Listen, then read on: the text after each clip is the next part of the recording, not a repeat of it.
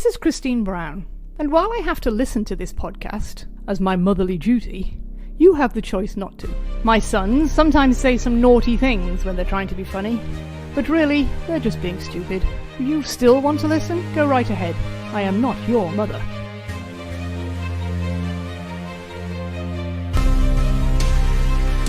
Welcome back to the Patriots Dynasty podcast. We are mercifully almost finished with the 2002 season. But before we actually finish, we actually have to watch some of these games at the end of the season. We've had a lot of help so far throughout this season because it has been a rough one. We've had some friends on. We've had Connor on. We've had some experts on. And this time we have both. We have a friend of mine who is also, maybe expert's a strong word, but a legend. No, not an expert. Reddit famous, maybe. Yeah. Just an archivist. Oh, all right. I like that. Yeah. We know her as Lisa, but you probably know her as timnog if you're ever on the Patriots subreddit, because she is probably the most famous user on that Patriots subreddit. Yeah, for sure. Maybe other than the random times Julian posts on there. Yeah, he doesn't count. Yeah. He's not a real Redditor, is he? Not a nerd like the rest of us. Yeah. What an asshole. So I'm happy to be here. Yeah, thanks for joining us.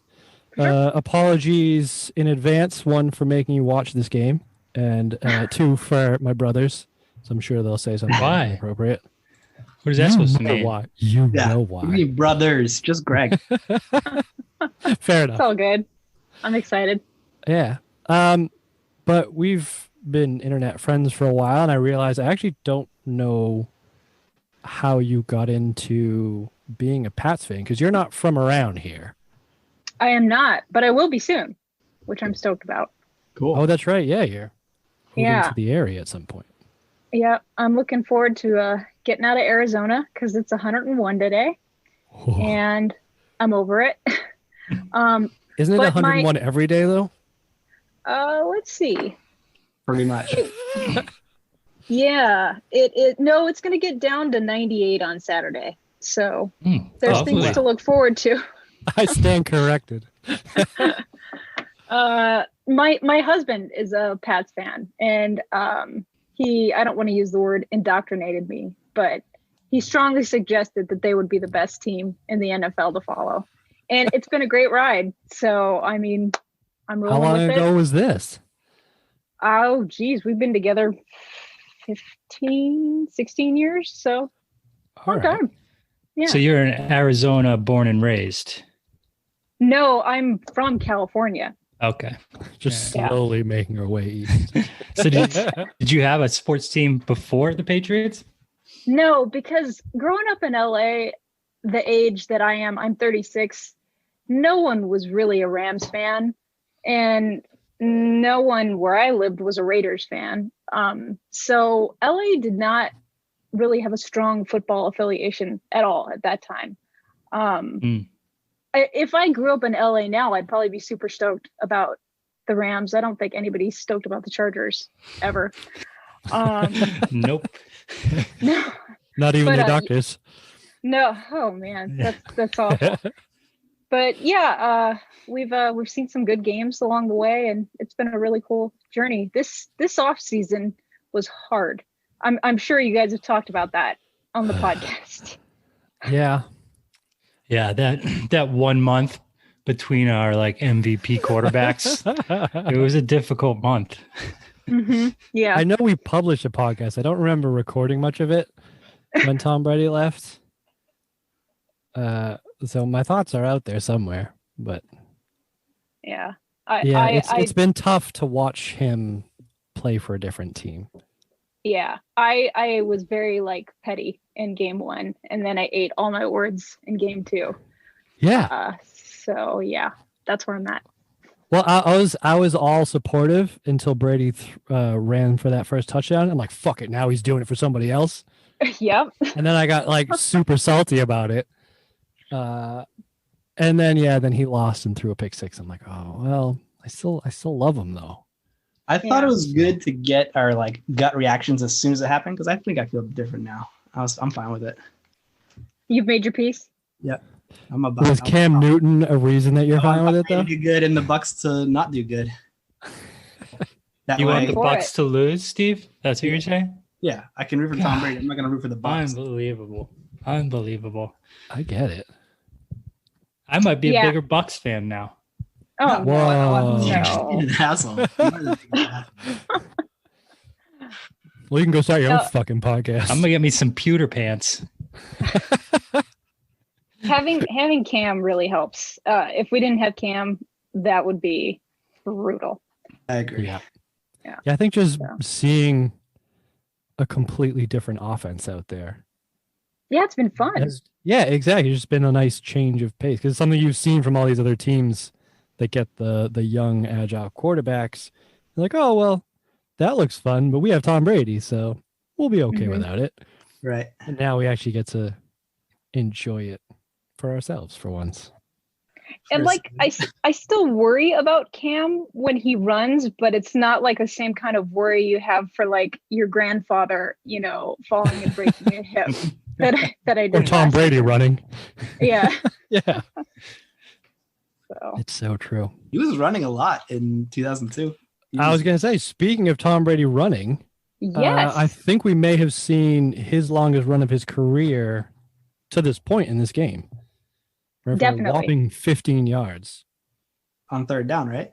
Yeah, and that may be the only highlight, one of three highlights that I can think of from this game off the top of my head.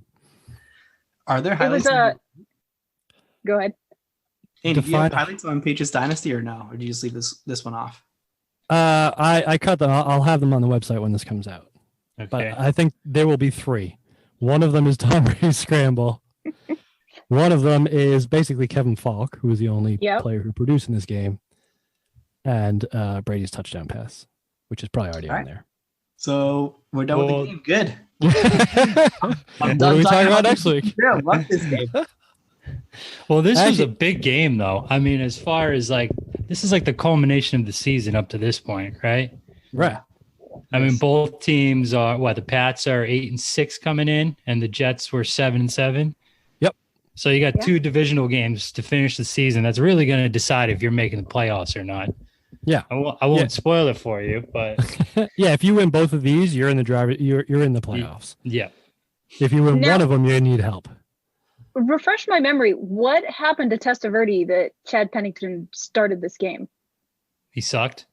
Yeah, Oh, so he was just I think I so, think yeah. Yeah. So they started out the season 1-3 with Testaverde, and then as Wow. soon as Pennington came in, so actually I read into Pennington a little bit, and it's kind of interesting how that all played out because he was a first round draft pick in 2000.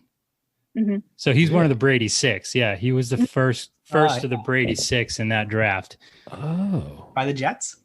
by the Jets. Yep. Mhm. He played. So it at- was a high pick then, obviously. Do you know who he was throwing to in college? Yeah, I do. Randy Who? Moss. He should've- Randy Moss. wow. At the Thundering Wow. Herd of Because I just Marshall. remember there's one particular Randy Moss highlight from college. And if I know can find- exactly put it in which the one show you're talking notes. about. Chad Pennington throws a wide receiver screen to him, and there's two defenders 10 yards downfield, and Randy Moss splits them and outruns them, giving them a 10-yard head start. He Just doesn't look fair. he like skips them too. Like he like skips over them. It's Yeah. the most ridiculous thing I've ever seen. All right, let's add that highlight to the game. to this game. Yeah. Well, you know what's funny is if you were doing highlights, Chad Pennington had a great game. I Mhm. mean, you get way more Jets highlights out of this game than Pat's highlights. Lisa, I think you know better than I do that we don't do Jets highlights. I know. Yeah. I agree though. Pennington played pretty decently, and honestly, I never really truly hated Pennington like I should since for being on the He's Jets. he's a good player. Yeah. Yeah. Yeah. He's He's a, also around a bunch too, so that lessened it for me. yeah. Well, do you want to? So I went through his like career, and there was some interesting stuff in there. All right. Usually I go to like the off the field stuff, but I think he's like plain yogurt off the field. Yeah, it's too Like, clean. there's absolutely nothing of interest I could find. But so he was drafted in 2000, the same time as Brady. He spent 2 years behind Testaverde, and Testaverde really didn't even play that well either. Like last year, I mean, they went 10-6 last year, but he had like 15 touchdowns, 14 picks. So it might just be a sign of the times. I know they used to like let quarterbacks work their way into it a bit more. Mm-hmm. So you didn't really start the rookie, did you?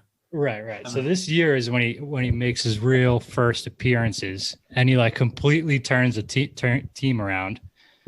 So knowing Jets fans, I'm assuming the hype train was like in full steam at this point. You know, for sure. Yeah, because they make the playoffs. Spoiler alert. And then he beats Manning in the first round, 41-0.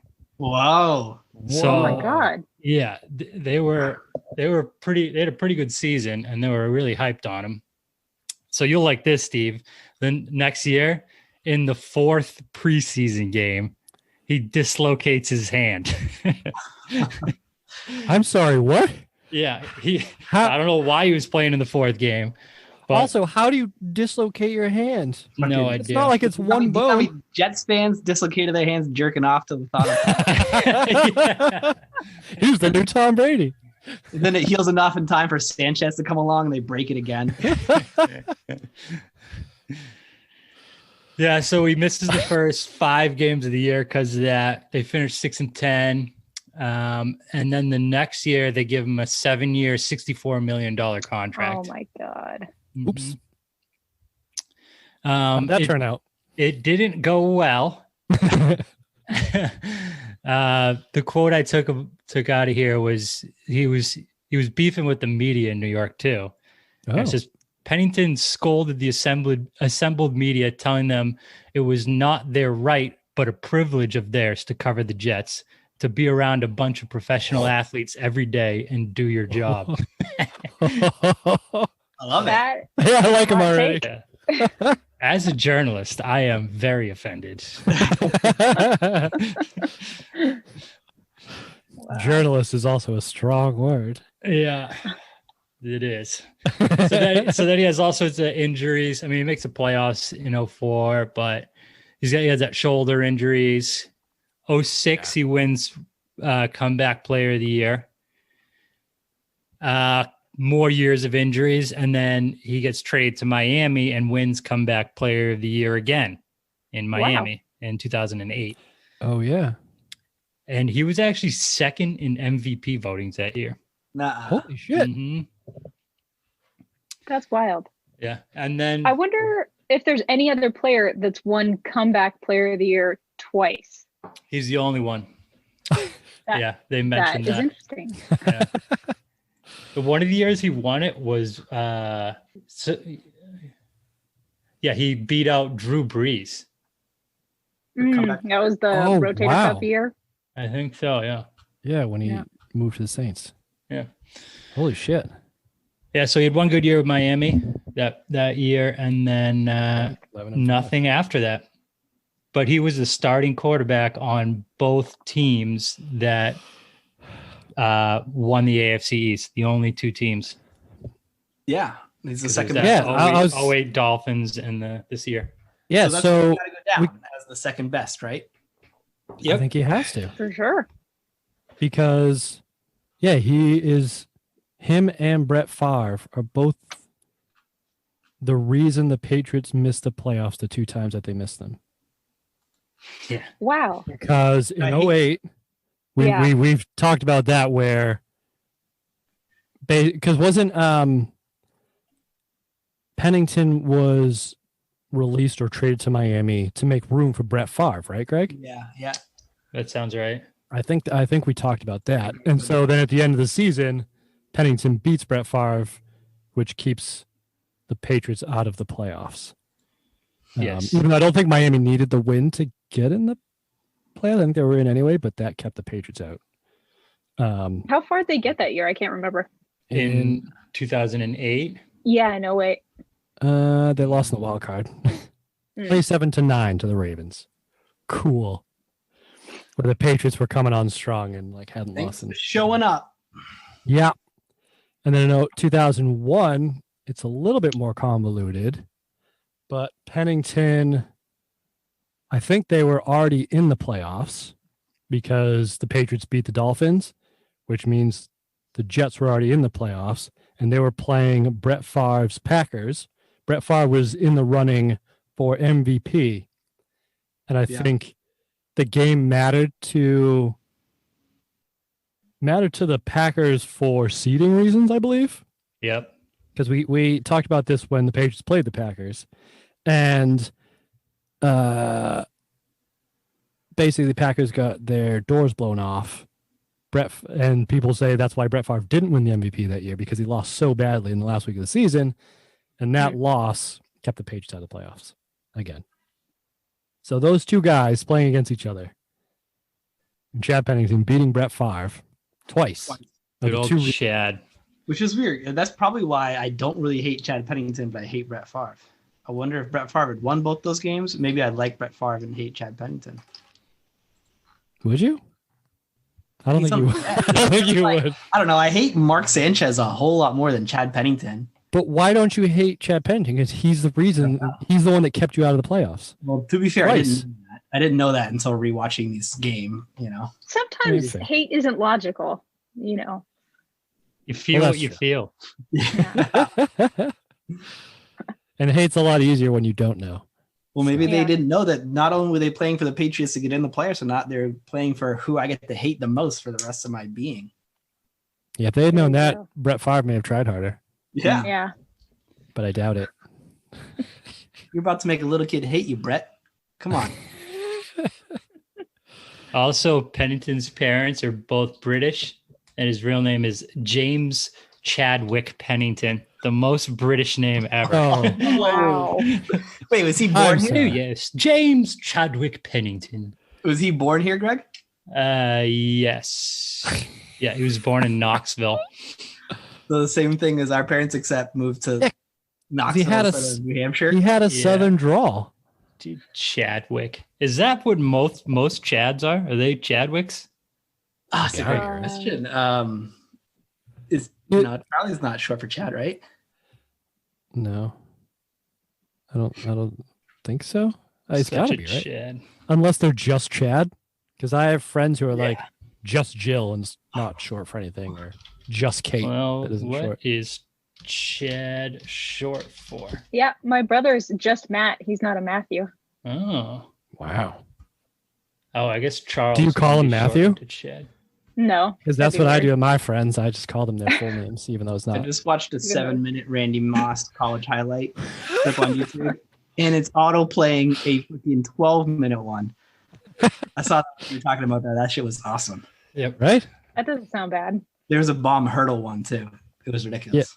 Oh, don't worry. There'll be like a 15-minute one after that. There's plenty. No, it's the Vikings 12 minutes. Oh, yeah. The Vikings one will be even more ridiculous. At least he never gets. Yeah, thank God. Who else played for these? Well, this was a Herm Edwards team. Nobody wants to do the Herm Edwards? Okay. That's fine. You do it, Andy. Yeah. I don't even know what you're talking about. What do you play to do? You play to win the game. Oh, okay. And while he would win this game, this was the last time he would beat the Patriots as a head coach in the NFL. After this, he is 2-2. He would finish. His record against the Patriots would be 2-9. What was the final score of this game? 30-17. Yeah. And it wasn't even that close. It was close. No. It shouldn't have been. It wasn't. It wasn't. According to the box score that I looked at. Oh yeah, we forgot to give this a watchability score. Yes. So Lisa, what we do is because we have to watch all these, the listeners don't, but we like to give a watchability score out of 6 Lombardis. How good the game is to watch and if it's worth rewatching. And we always start with Greg. Okay. Because he has yet to watch one of these games. That's not true. I watch the ones that are worth watching. Week 16 against the Jets is not worth watching. That's fair. Well, according to the stats, this one doesn't look like there's many. I mean, the score was closer than than the stats seem to lead it to be. I mean, they got out yardaged 393 to 216. Yeah. So they didn't see. I mean, there was the kickoff return by Falk. That was probably pretty sweet, I'm assuming. It was. It was good. But other than that, not too much to celebrate. It was like a minute 15, and they had the ball on the Jets' 10-yard line, down 2 touchdowns. So it wasn't like completely out of hand the whole game.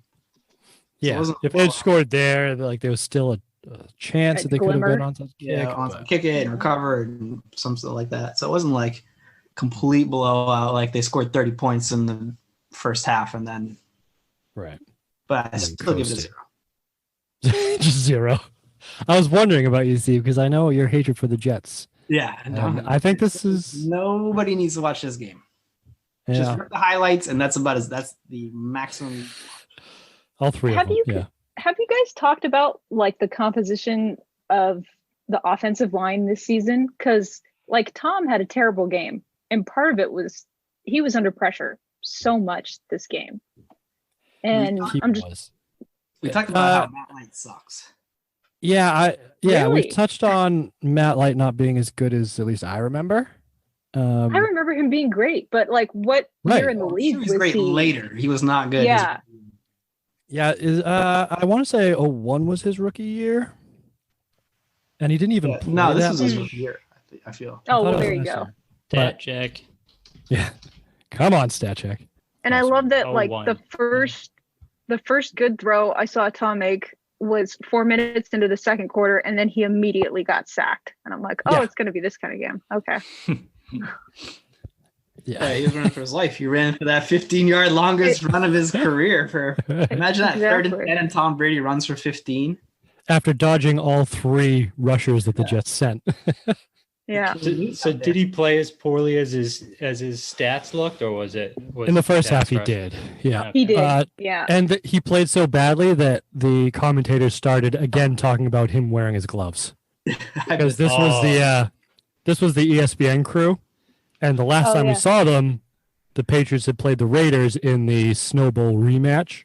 Yeah, and they made a huge deal about Brady wearing his glove, and he lost that game. So as soon as he started one hopping balls into receivers, like, oh, he's got the glove on again. Maybe he's got too much grip on the football. I didn't watch this that closely, thank God. I just kind of had it on. Yeah. Dropped by my boy David Givens, though. That would have changed the game was awful. and Tom Brady's stat line. Yeah. That shit was killer. So, but I think, what was it, after the first quarter, I wrote it, Brady had 5 yards passing, and Pennington had 173 and 2 touchdowns. Yeah. Pennington completed his first 11 passes, and the Jets outgained him 261 to 78 at halftime, but it was still 17-10. Right, exactly. Which is pretty Only crazy. because Kevin Falk took the kickoff back for a touchdown. And he was also the only one. Like, this was just a bad game all around. We had, I hate to bring this up. Oh, I was hoping you'd bring this up. So there was a point in this game, third quarter, like first drive of the half, the second half. Patriots basically drive down, convert a 4th and 1 like in midfield. Brady has his 15-yard third down run, and then he throws a touchdown of 4A to tie the game up at 17. Jets go 3 and out. Job anymore? Fourier? Yeah. Didn't he do a thing and get in trouble? Oh, yeah, but he's still employed. It was the Don Yee thing. Brady's Oh, agent. that's what it Brady was. We was mocking him with the Asian accent. Yeah. I think there might have been some other stuff in there too. Yeah, but he's still doing his shitty thing on one of the sports talk radios. EI, probably. So yeah, I was sad to see Fourier doing well. Just because we know how far he's fallen now. Yeah, Lisa, you got that to look forward to. Boston Sports Talk Radio when you move there. you're in for a treat. I'll tell you that much. Yeah. I've never heard anybody hate the New England sports teams as much as Boston Sports Talk Radio. They're worse than Greg. Well, Greg, the Bucks fan. well, just to give Lisa some context here, we have a constant battle between these two homers that just so they have these blinders on. They're like, oh, the Patriots can never do anything wrong, and anything anybody else does good sucks because it's not the Patriots, but not me. I'm a fan of football first, and then I'm a Patriots fan. You're a Belichick hater. That's what you are. You are. Give him no credit. Yeah. All right, Which let's. side are you on? And Yeah. Do you want to give a hot take about the sweatshirt he was wearing? I'm sure you got some It was negative things to say unusual. about that. well, I think did his mom pass away? Yep. Yeah. Yeah. I See, I tried not to make any jokes about that with Fair enough. yeah, you know. I She was do. old. Yeah, she was 90 something, right? 98? 9 or 90. Yeah. Yeah. I'd love to meet his mom just to see what her personality is like. Oh man, yeah. I bet she was a firecracker. Yeah. I mean, just look at our mom. What happened to us? Mm. Sorry, Mom. Light on mom. Yeah. That sounds so ominous. On my mom. Sorry, Mom. Maybe we'll have a surprise guest next week. We're gonna tease that. You see that, boys? That's called teasing. Wow, Andy, you're It's such a good podcast host. I'm so good at this. But yeah, so back to the thing that none of us actually want to talk about. So the Patriots have tied it up. They get the Jets to go 3-and-out. Momentum has shifted. The Jets punt. I don't even know if I can say it. Say it. It hurt. Troy Brown fumbles the punt. Oh, I missed that play. The Yeah, it Jets was recover at like the Patriots 20. Managed to drive all the way to the 5-yard line before they settle for a field goal. But then, like, that was the momentum. Brady gets, like, the next drive, Patriots go 3-and-out, and they punt, and, like, that's it. Oh, she wrote. Yeah. What are your thoughts, Andy? So this is when I say they think the Patriots can do no wrong. Just Troy Brown is even like further down that road of like borderline obsessive. You are the same. I love Troy Brown. Don't get me wrong, but you two are like weird fanboys about it. All right, give me your unbiased fucking opinion then, you little fence sitter. I'm just a realist. Want to hear a quote from the man himself? I do. He said, "It just kills you. It takes a lot of momentum from your team. It's one of the worst plays I've ever had in my career. It was just a bad decision not to call for a fair catch." Oh. So how is this any anti-Troy Brown? It's not. Everyone makes a mistake and then he owns up to it. Yes. Best possible way, plus the Troy Brown. What humility. And The they guy. showed him on the sideline, like when the Jets were still driving the ball, and he looked like he was gonna cry. Like he was torn up. I about watched. it. Well, I bet it's got to be. I I bet it's got to be weird for him because he's always been the guy that like does the little things right, you know. Yeah. So it's got to be weird for him to like make a mental mistake like that and like that. I mean, in a huge part in a game that's deciding your season, whether you go to the playoffs or not. I bet that weighed on him a lot. I bet it did, yeah. But we still love him. Right, Steve? Of course. I love him even more now. Everyone Exactly. Because you knew he was going to own up to it. You knew he was going to own went up to go to play for the Buccaneers. No one's perfect. it. He's still perfect in my eyes. So I got super bored when I was watching this game because I just didn't really watch it, honestly. And I swear I watched most of it except those like 2 minutes. I like, took something outside to my yard, like some trash and stuff. So I just left it playing in my room and came back and saw they had the ball. And I wasn't going to rewind it to find out. Good job. I looked up on your That website, sounds Andy, suspicious. all of like the biggest spreads, highest over under, lowest over under. Yeah. I thought that was kind of cool to kind of get in there and be like, I remember that game. I don't remember that game at all. Yeah, I didn't remember this game at all. I think I just kind of blacked out the whole 2002 season as if it didn't happen because it's that one down year they don't make the playoffs in between 3 Super Bowl winning seasons. So it's like, I just don't remember it. It's fine.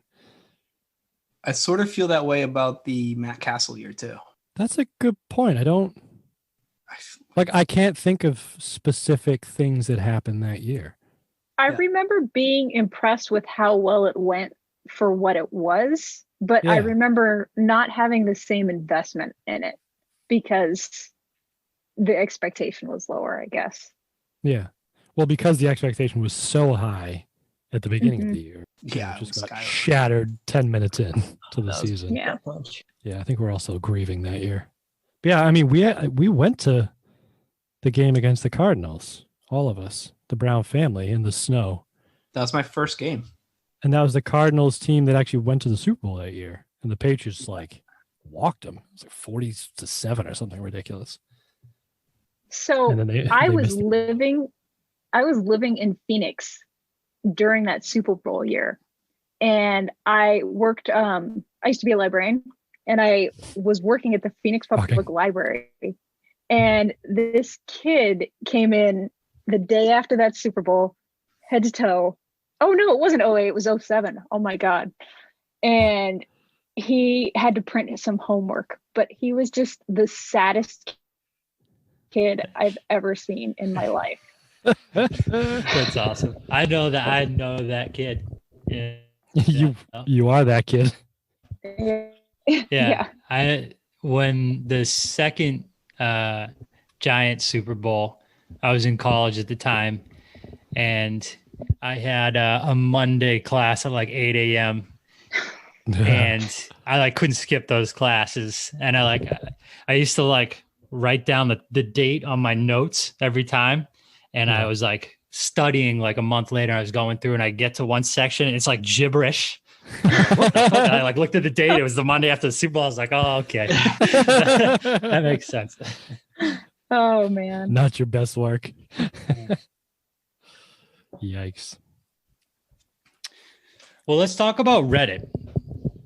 Okay. I mean, Sure, I don't think I have anything else from this game. Yeah. You being a librarian is the least surprising update ever. Right. So just explain what your role is in Reddit, in the Patriots Reddit, for those that don't know.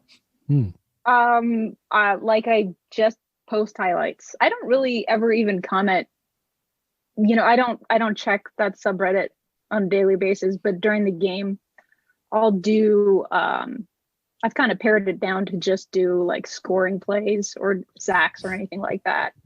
Cause after, what is this, 5 years, maybe? It's, my husband's like, would you just sit down and watch a football game with me?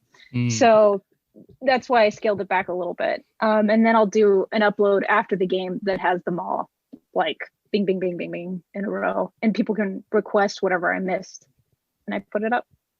And, several years ago, I would say the Patriots subreddit was less saturated with highlights. It's come a long way.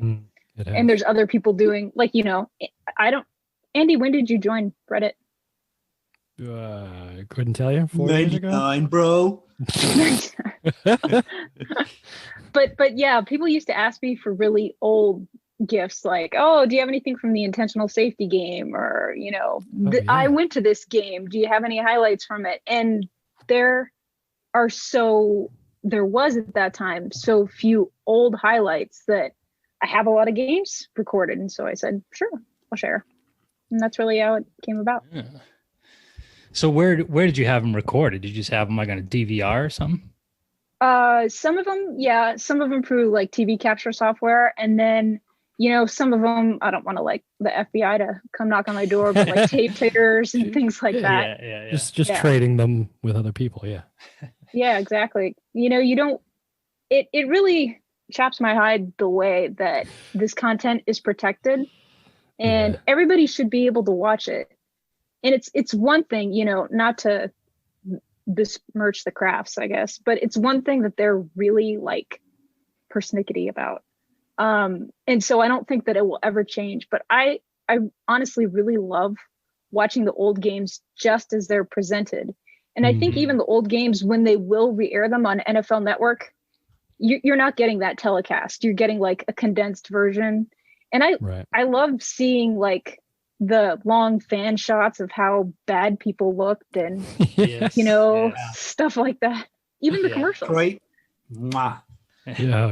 Yeah, that's true though. It is a different experience, like watching like the long form like TV version of a game after the fact. Like with the Super Bowls, I remember like trying to some of the earlier ones trying to find like the full games, because all you could find was just like the highlights, and like that doesn't really put you in the feelings that you had while you were watching plays, and like the building of tension and that kind of stuff, Absolutely. Yeah.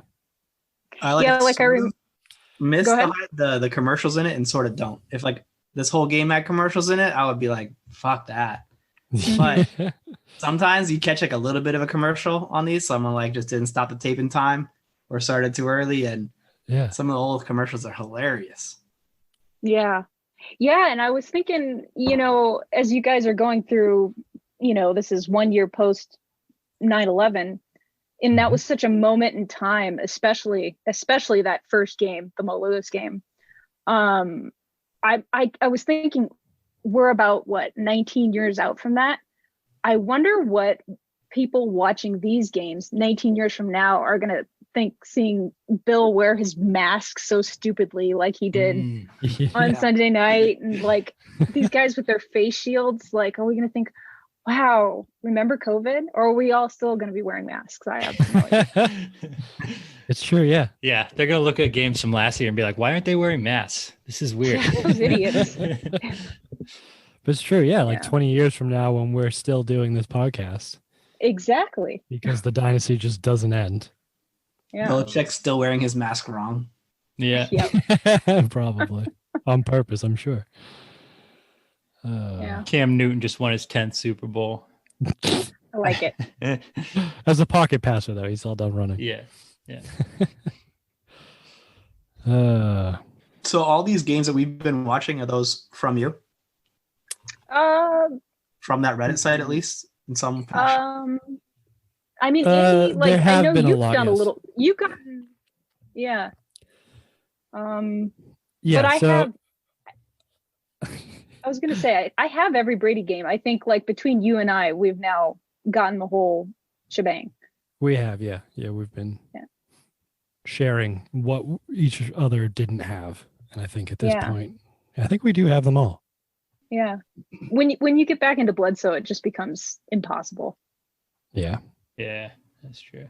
So do you feel like the pressure, because I know like you have a certain like name notoriety in the Reddit now, and people like expect like the clips and the post game stuff. Do you feel like the pressure of I gotta like get these things up there because people are like waiting for it, or do you just not give a shit about strangers on the internet?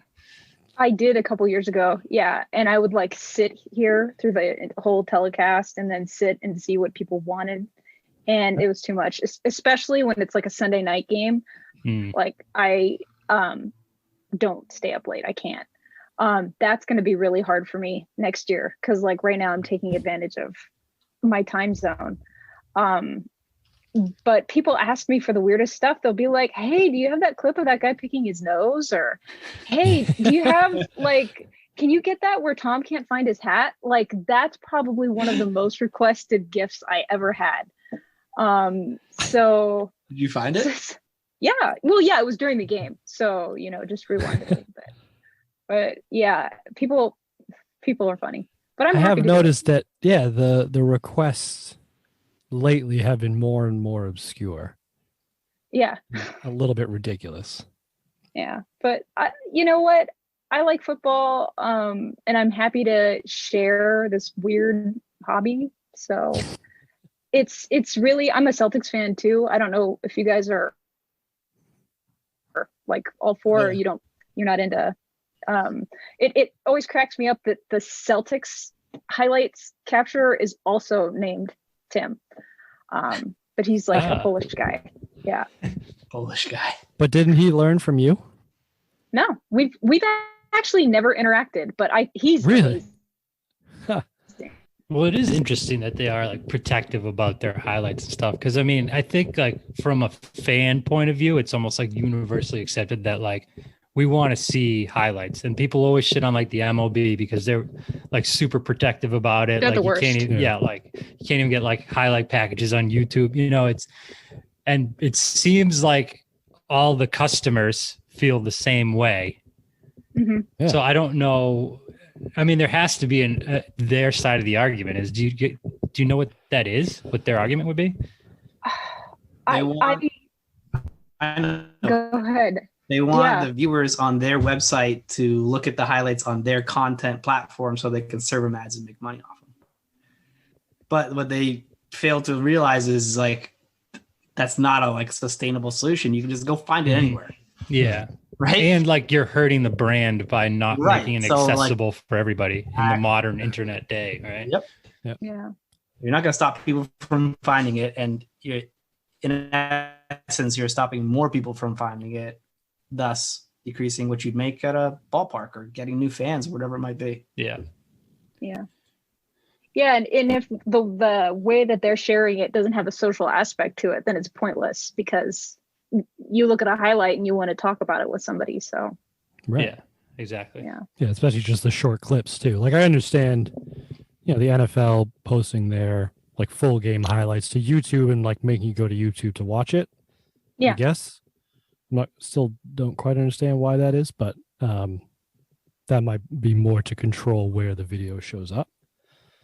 But yeah, just for like one, 15, 20-second clips of one play, it seems like allowing people to easily share that would actually build more interest in the brand and have more people come to find more of those and actually like visit your website more, and then you can serve them ads and do whatever you need to make your money.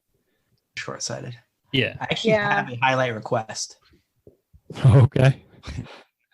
And this goes back to the this goes back to the commentators, which Andy, I can't believe you haven't talked on. I have a lot of hate on them, but they were talking about this Miami Denver game where they're just laying each other out and it ended field goal. So I tried to Google it and I couldn't find it, but it sounded like it was like a super duper slugfest where people just absolutely crushing each other. Oh. Huh. So 2001 week 16. Well, this had to be 2002. Right. Oh, week 15. Because I had to rewind it because he said something so dumb. I listened to this twice because right before it he says, "I've seen more 3rd and 20s made than I have seen 3rd and 1s." That's fucking stupid. True.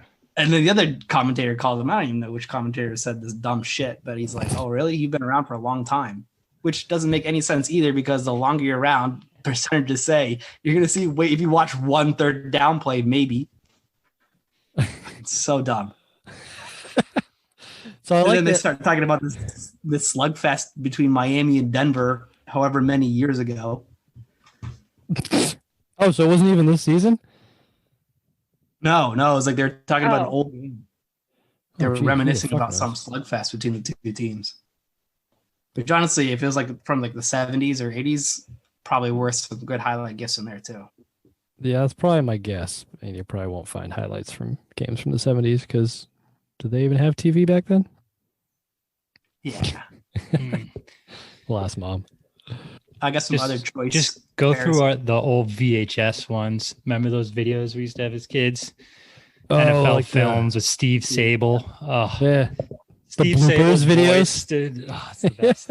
Yeah. He's Morgan Freeman before Morgan Freeman. Yeah. Yeah. And the music too was always great. Mm-hmm. Speaking of which, I forgot about the ESPN chime that was in this whenever they'd show the thing at the bottom. The dun dun. The mayonnaise chime? Huh? I feel like I've told you this before. Every time I say the word mayonnaise in my head, I say it to that tune. Mayonnaise. Mayonnaise. That's where I got it from. Yeah, phonetically. God damn it. Because they had that commercial they do with the straws too, right? Those like two guys with the Wendy's. Oh yeah, I remember that. I always used to do that every time I go to get fast food. Dude, I can't. Ever since we did the Brett Favre game, I've been saying real comfortable jeans. Every time I pick up jeans, like to put on jeans. I can't stop thinking it. This podcast is going to ruin us. Yeah. We're pretty fucked up, so. I do that every time I hear his name, though. The Real Comfortable Painkillers. Good old Brett. I have some other choice comparisons from the commentators. Okay. You talked for a little bit about how Brad Johnson was better than Mike Vick and should have gone to the Pro Bowl over him. I was not paying attention. Apparently, I missed that. Good Lord. And then they were talking about Randy Moss, and for some reason, because he's not even in this game. Oh, yeah. This one I know. They said like Santana Moss is better. Oh no. Oh yeah. No, they said he was faster. Like it was like, which Moss is faster? Yikes. And one of the guys just like deadpans like Randy. I don't know which take is worse. They have their own Moss, and he's faster. Yeah. It was because Chad Pennington had thrown to Randy Moss in college, and now he's throwing to Santana Moss, and he's so fast. He's just like, so which guy's faster? And the other guy just deadpans like, Randy, obviously. Yeah, like what you mean? Like, the that's fastest not close. Player that's ever played in the league. That's exactly what he said. Yeah.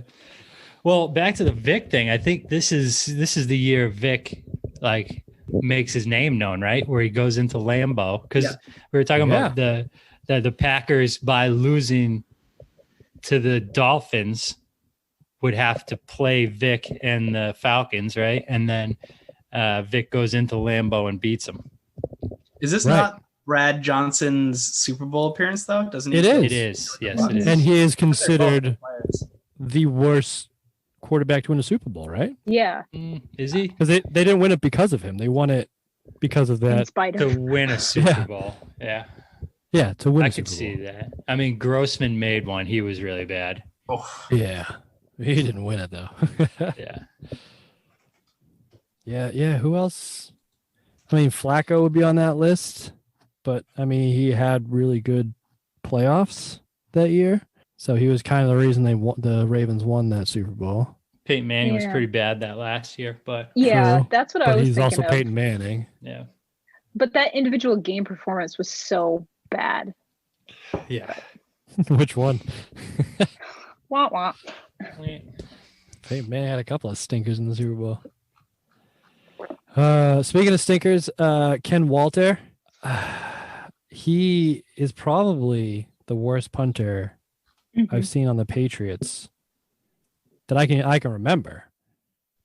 Like I wrote down the one good thing that he's done this season was tackling Santana Moss on a punt return after outkicking his coverage by like 20 yards and setting up a huge return.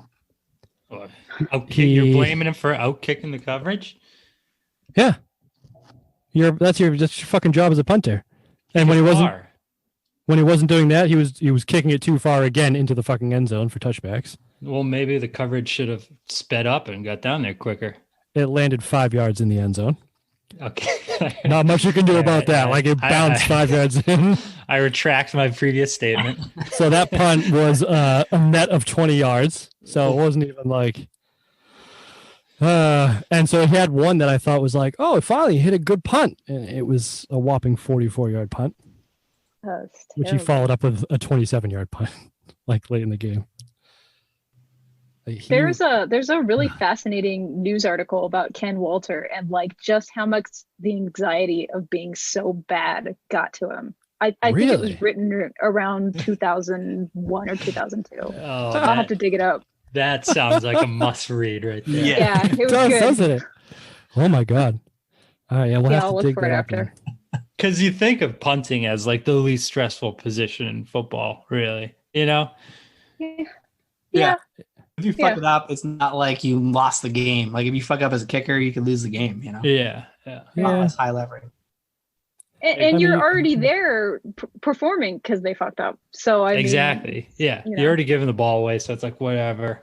And then people I feel like you only remember bad punts like the next day when someone else brings it up and you're like, oh yeah, he was terrible. Yeah. You know, you don't ever like think of it on like he lost the game for us. It was always just. Yeah. It's never lost on a punt. Yeah. Right. You can say Ryan Allen probably won that Super Bowl with us. He punted awesome in that Rams Super Bowl. That's true. Yeah, him and Matt Slater. think you could have given them co-MVPs. That would have been awesome. Just That the fact would that have been so amazing. Belichickian if the punter wins Super Bowl MVP. it would have been so good. I remember like halftime, I was like, I really was hoping for a 3-0 win. You know, just have that like signature to the game. Yeah, it was so good because that Rams offense, I think, was top 10 all time. Yeah, I think it was like really even higher. Because the Chiefs was as well. The Chiefs offense, I think, was 4th all time, and I want to say I thought they were like both top 7th. 5. I think they were 7th all time. They were both like all time offenses, and the Patriots held that Rams team to 3 points, which is outrageous. But yeah, and also the fact that Matthew Slater would occasionally actually catch Ryan Allen's punts like before they hit the ground. Like you would get down there fast enough and be able to turn around and field the punt as if he were the punt returner. Is he still playing, or did we like cut him and he's gone? Are you still playing? Yeah. Who? Matthew Slater. Slater? No, Allen. Oh. I want to say Is he he a signed with free the agent? Falcons. That check. See, this is what I'm saying. Like, no, we don't even know what the punter is, and it's week 3. Oh no, we know it's not John now. Brown. Yeah. Yeah. Played yeah, for the it's good that Falcons last year. He's not playing right now. Oh, yeah, I thought he played for the Falcons last year. He was a good player. I don't understand. That he's was no kind of Ken a head Walter. scratcher. Yeah. The fact they moved on from him and he couldn't land anywhere else because he wasn't bad. I don't understand. It's crazy. Yeah. Oh man.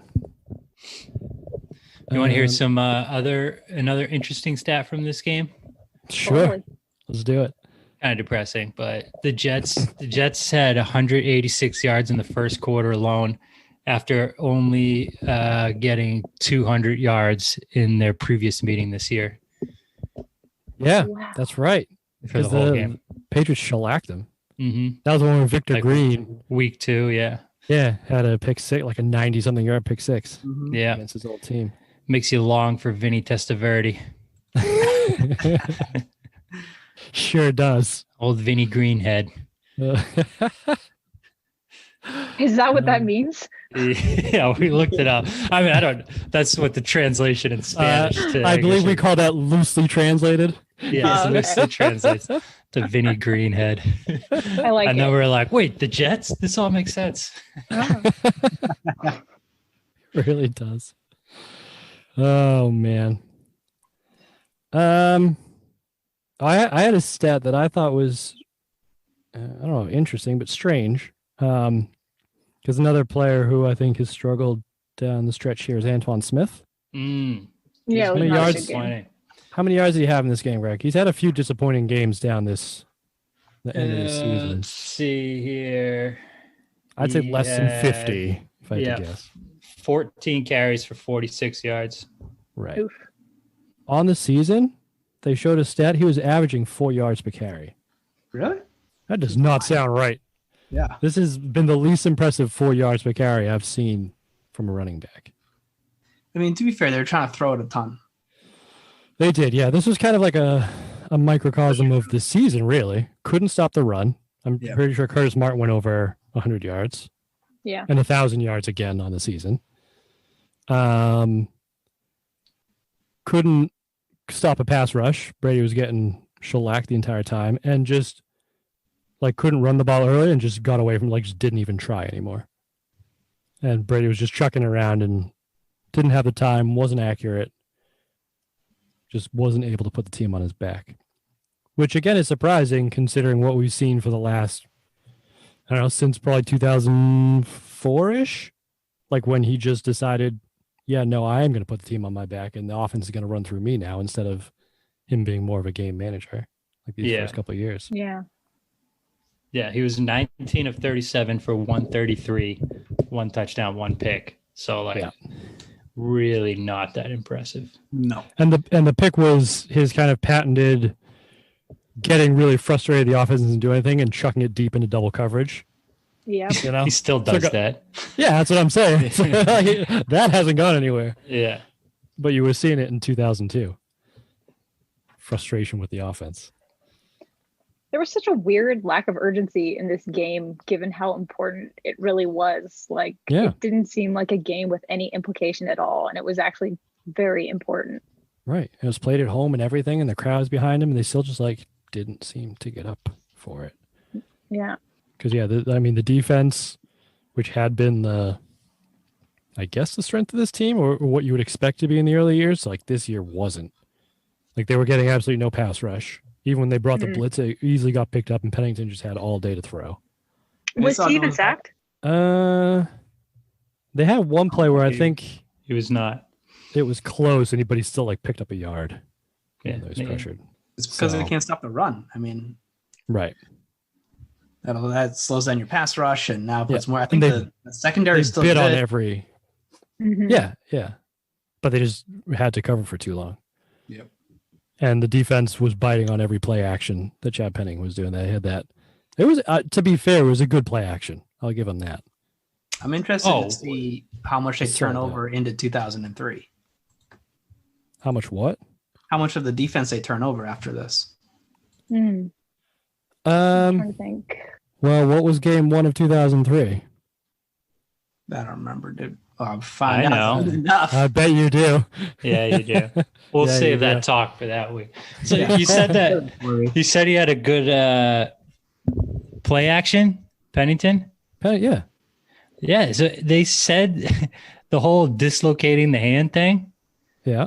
So they said that he dislocated it in the preseason game. They rushed him back. It said due to the severity of the injury and a rushed rehab process, Pennington's wrist would never be the same, and his once outstanding play fake became thoroughly ordinary.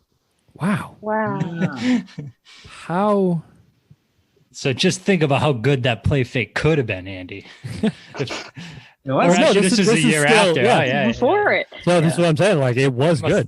Must have been known for his play fakes. He sold out on it. It was really good.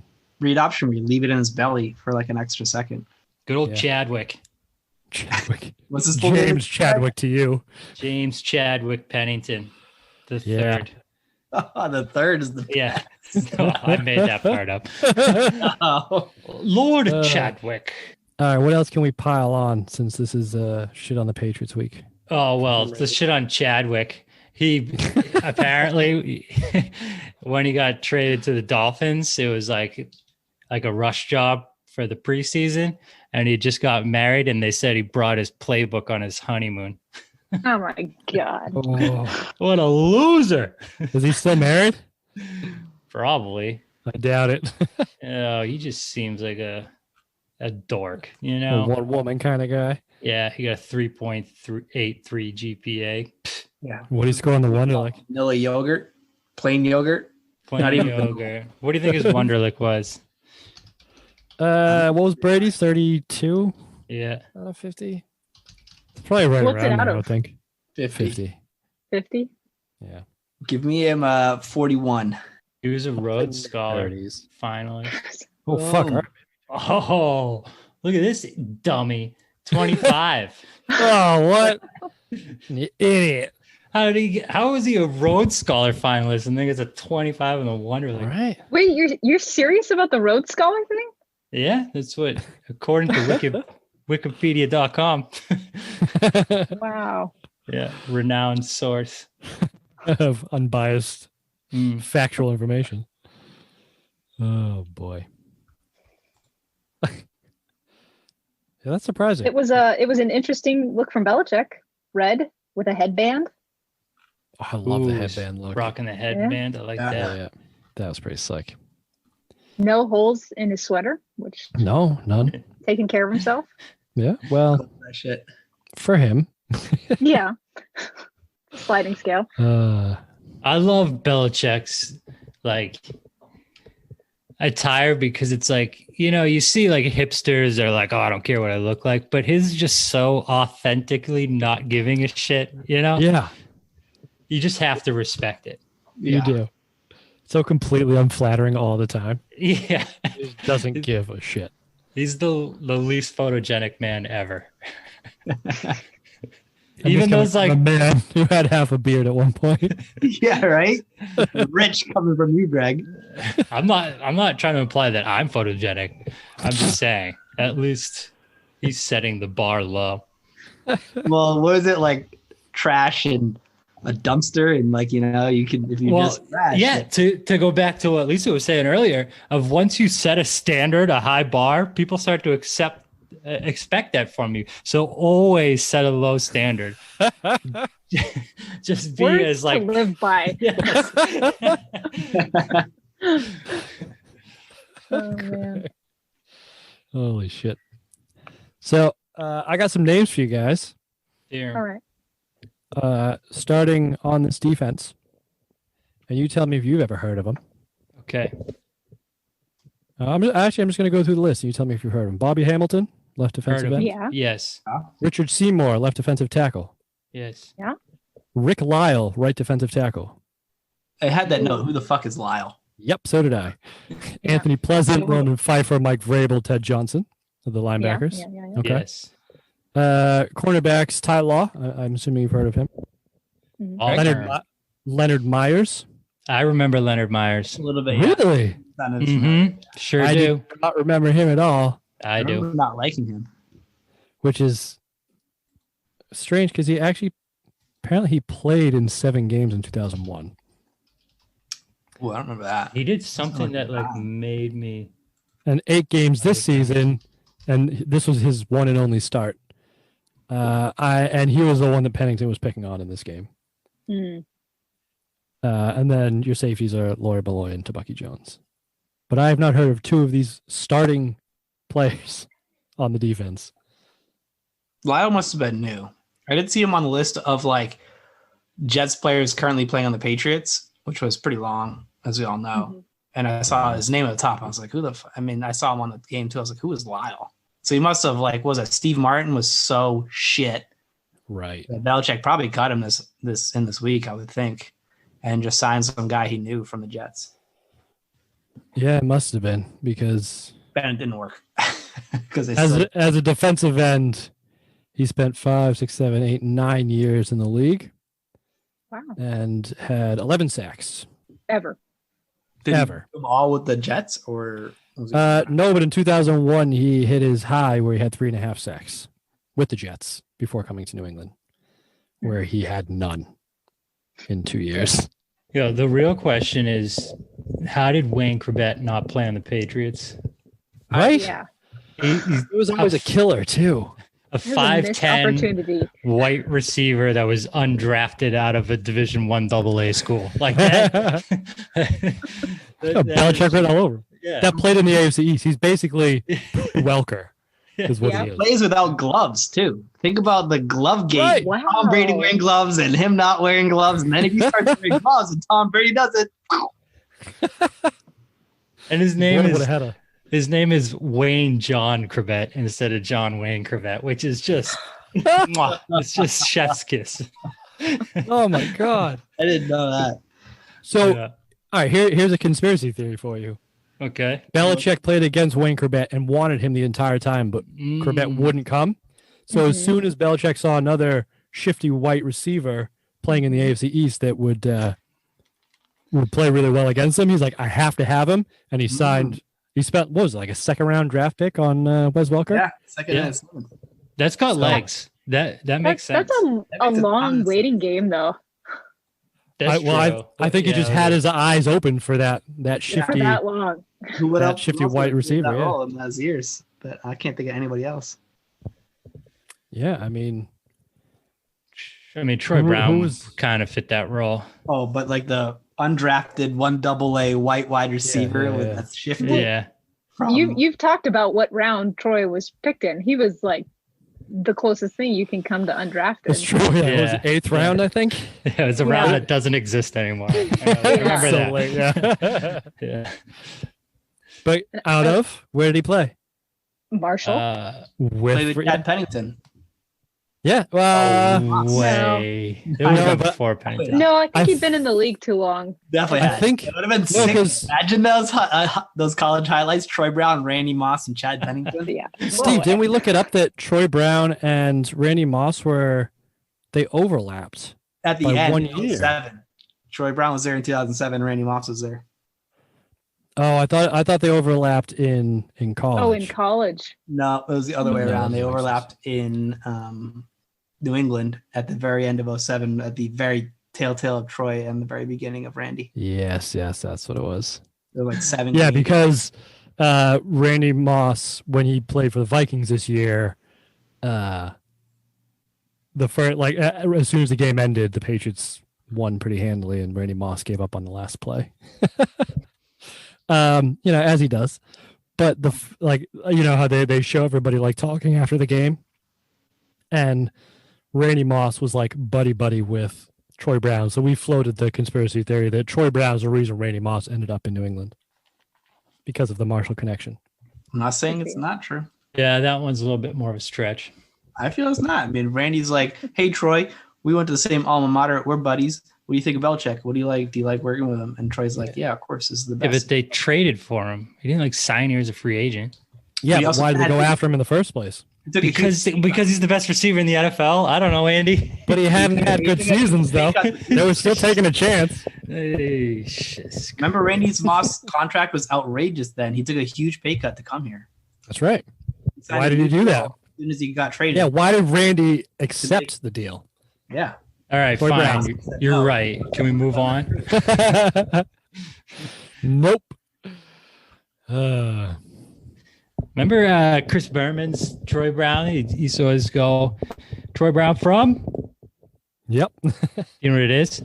Mobile? Band of Renowned. Oh, that's that? right.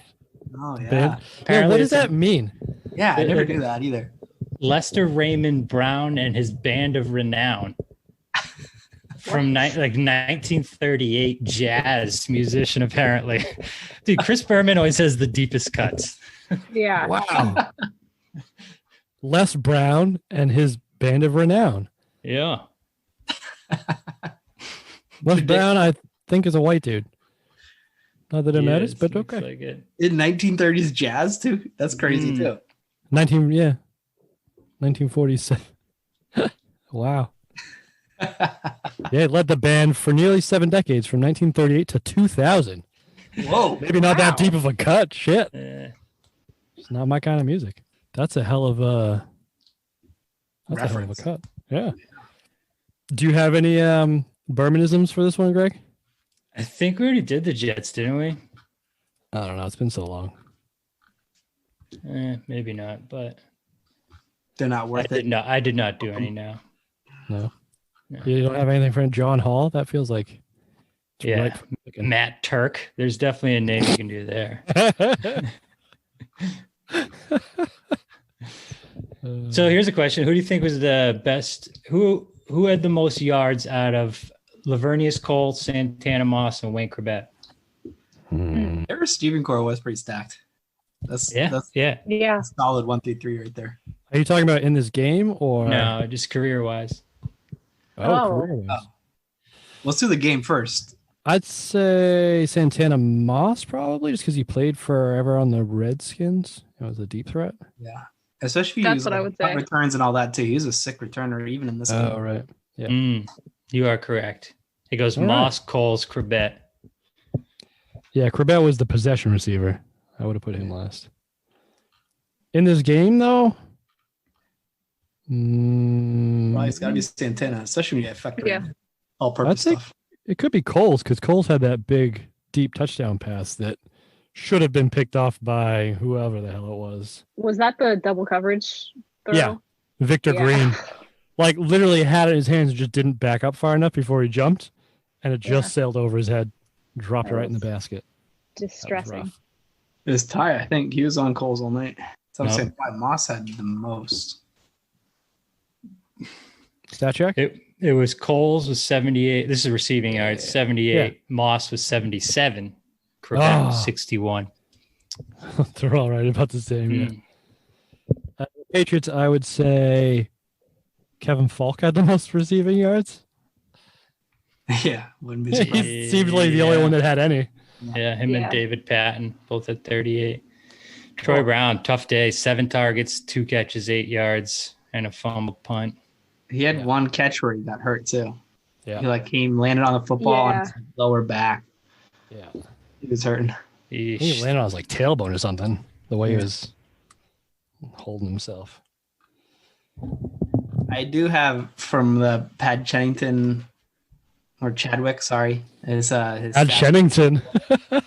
The commentators are like fumbling over each other to like do great math about like, oh, if this is what he does in one quarter. What if you extrapolate that to the whole game?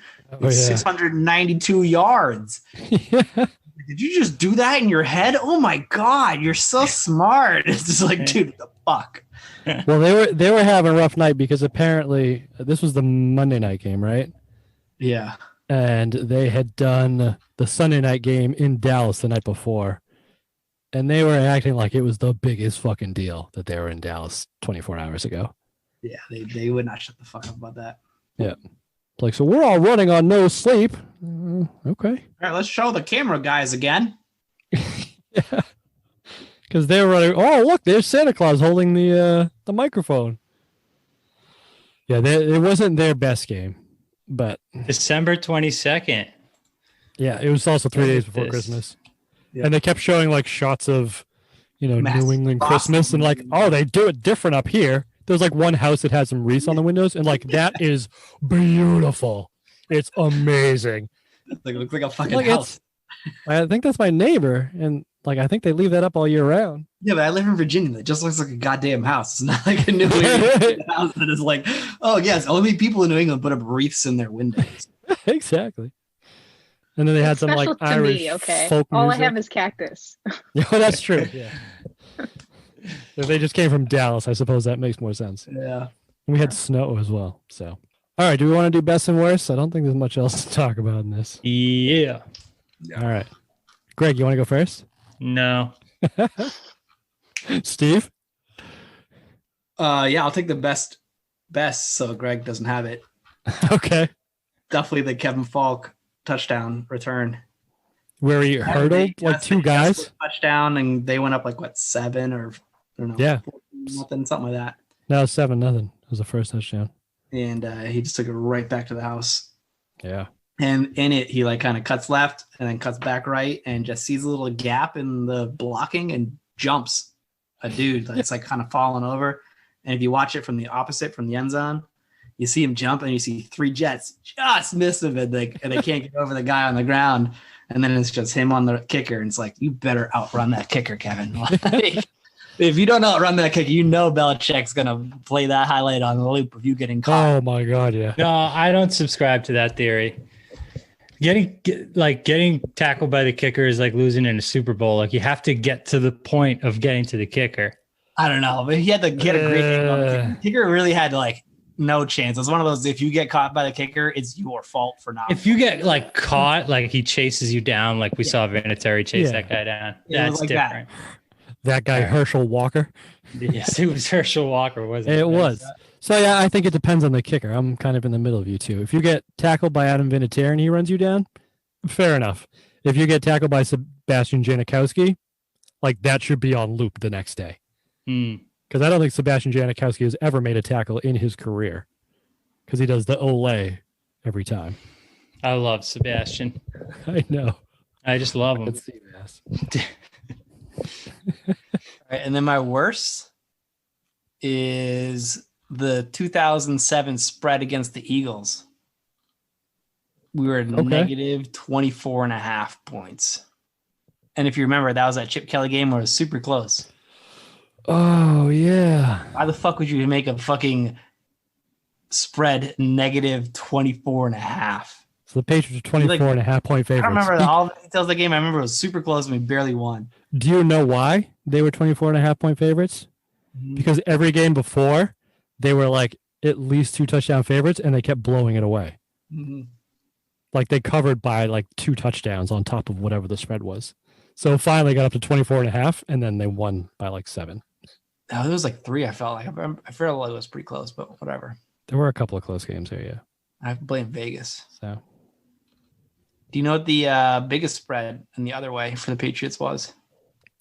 Were their biggest underdogs? Huh? Was it the Super Bowl? Nope. Wait, the biggest favorites they were? No, the biggest underdogs. Underdog. Dogs. 11.5 points. Yeah, they're 14-point dogs to the Rams in the Super Bowl, weren't they? Not according to Patriots Dynasty.info. Oh, Andy. It may have shifted. It was I get all my information from Pro Football Reference, so. I mean, it's got to be around this time frame, right? yeah. Steelers AFC Championship game. Oh, Oh, Regular no, season. Steelers opening week? No. No, they weren't that big of. I don't know. Oh. Tell us. The Colts game where Patton throws, runs, and catches. Shit. Not Brady's first start? That was Surprisingly not. his second, right? Yeah, that's surprising. Wow, shit. Okay. Who knew? All right, Greg, you got your best and worst ready? Make Yeah. something up? Yes, I have something to add here. Okay. So I was First time for everything. call it best and worst, whatever. Looking at scores around the league for this same week, because I was like, oh, I wonder how the Bills did, because they were, we played them last week, right? Yeah. So they went to Lambeau and lost 10-0 to Green Bay. Holy shit. beautiful. And between Brett Favre and Drew Bledsoe, they had less than 300 yards passing combined, 1 touchdown and 4 picks. Nice. Oh my And they were God. sacked 8 times. Merry fucking Christmas. What a sloppy game. I'm a little surprised the picks weren't more than 4 combined. I know. Would you rather watch That'd be bet at it least 3 each. Yeah. That's 27 degrees, wind chill 13 Yeah. in Lambeau. So Would you rather watch that game in person or this game on TV? That game in person. Yeah, probably. Oh man. poor Bledsoe.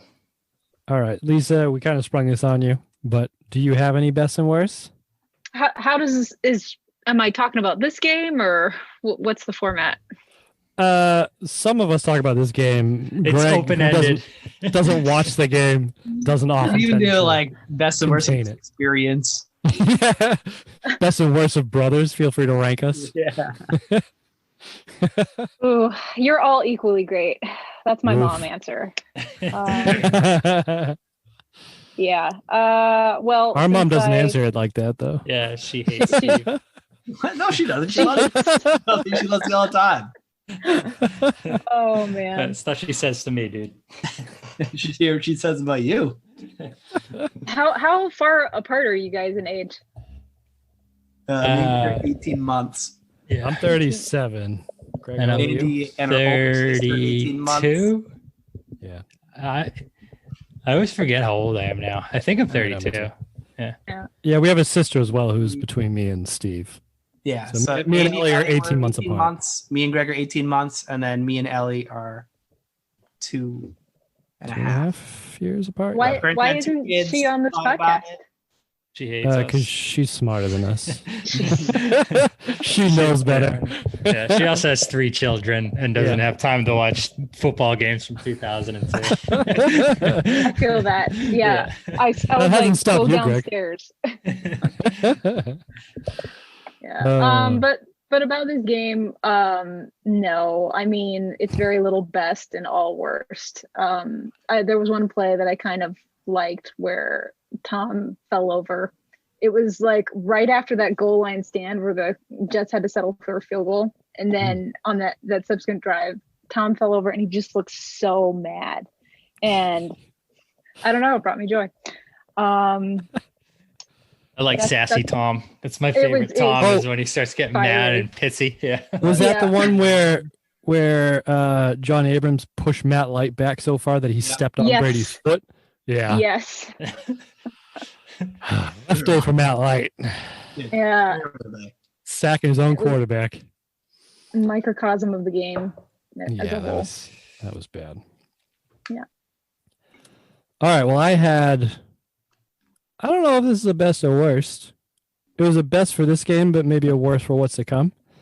They kept throwing it back to Chris Berman for like highlights of other games that had happened over the weekend, and one of them was I don't remember who the Chargers were playing, but they were down a score with like a few, like under a minute left or something, and they lost because Rashay Caldwell fumbled it. And I thought, a sign of things to come. I like Caldwell. We'll get to this. I think Caldwell's underrated. I know. We will get to this because I disagree, and we've had this disagreement for a while. Wait till we get to Kembrell Tompkins, my boy. I might not mute. He was the second coming of David Gibbons. I still do love Kembrell Tompkins. Okay. All right. And my best is more about the podcast. I got an email the other day that we made it into the Spotify podcast charts. Ooh. Wow. Number 55 in sports and recreation in Slovakia. All our Slovakian fans, dude. That was a great build-up. I thought, oh my God, I'm on a good podcast. You should have known that by now. So whoever in Eastern Europe. Whoever our one Slovakian listener is who has listened to this podcast, maybe once. Thank you for getting us Dude, the highest ranking of our podcast career. It's probably my buddy Peter Hosko. Oh yeah? Yeah, I work with a guy from Czech Republic. There you go. And the only like passable conversation we can have is about the Bruins. I'm like, hey, Pastrnak having a great year. And he just gets all pep in his step. I can see it. He loves talking about Czech hockey players. That's awesome. Cute. And Pasta's great too. Mm-hmm. Yeah, so when you see him at work next, thank him for the one listener that we got that put us on the Slovakian sports and recreation Spotify. I'm chart. saying it's from Reddit. We're about to climb this chart once this episode releases. Yep. Yeah, but it hasn't released yet. You do realize we're still recording it now. Oh, right? we're starting on 50. We're about to be fucking number one. Mm-hmm. In Eastern Europe. Yeah. You Right. know, buy some targeted ads. Yeah. Oh, this is with targeted ads. Yeah. You think anybody would listen without it? Yeah. Jesus. It took us a season and a half to convince our mother to listen to this goddamn podcast. First Slovakia, then Slovenia. Then the world. Albania, look out. We're coming for you. Oh man. So this is the part where, Steve, you want to give out the URL where we ask for reviews that nobody gives us? Should I forget it? Oh, what? RateThisPodcast.com/PatsPod. Yeah. Everybody remembers that because it's literally RateThisPodcast.com. Do you know what it does? Hey, did you do that site as well, or did you just like add this to there? I don't know how that URL works. Wait, we have a website? Fuck you, Greg. But like, you know, you do Dynasty and patspod.com. Yeah. You do it's a service that will let you rate the podcast with whatever you're listening to it on right now, unless you're listening to it on the web, which a lot of people seem to be doing, and you can go to patspod.com and you can rate it from there. That just rolls off the tongue better. Patspod.com. I know, that's why I bought it. I can't believe that was available. That's pod. Yeah, I'm a little surprised too. Yeah, I believe you can also go to doyourpod.com, which I purchased. Ooh. Hearing it from pardon my take, but don't tell them that. I won't. Okay, good. Thanks. It's our little secret. No one will know. No one's listening to this. You're welcome. So why are you asking for ratings then? It's just Mom. She'll tell us. That's true, and she does constantly. Every time we bash Drew Bledsoe, she tears us a new one. She does. She wants it to be a call-in show, which I don't think she understands how podcasts work. But